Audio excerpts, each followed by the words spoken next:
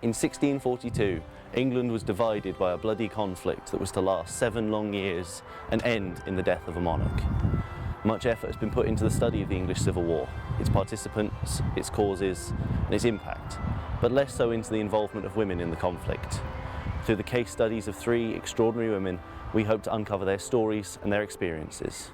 These are the women of the English Civil War.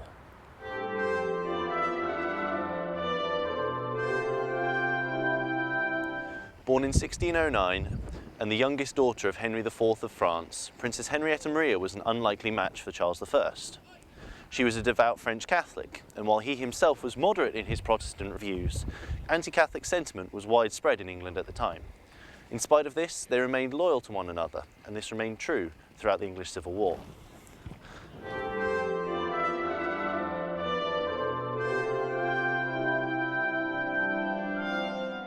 The outbreak of the Civil War would have an impact on their relationship because it would mean that they were obviously in a much more complex, tense environment. They would spend long periods of time apart and so would only be able to communicate by letter.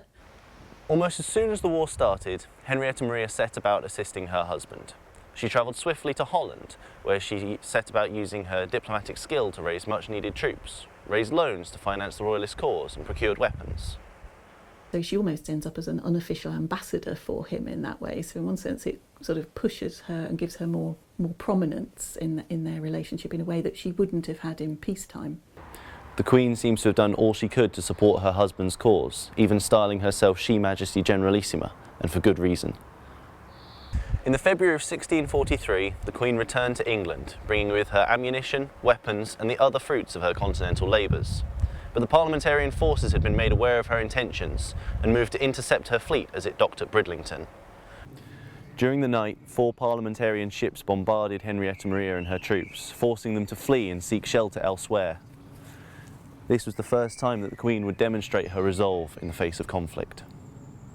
From the contemporary accounts we have, it is clear that Henrietta Maria was not easily shaken by the hardships of war. On one instance, she wrote to Charles in a surprisingly casual manner, saying, "I went on foot to the shelter of a ditch, but before we could reach it the bulls were singing around us in fine style, and a sergeant was killed 20 paces from me." After leading her contingent of troops across the country in support of her husband's cause, Queen Henrietta Maria's time as an active figurehead of the Royalists came to an end.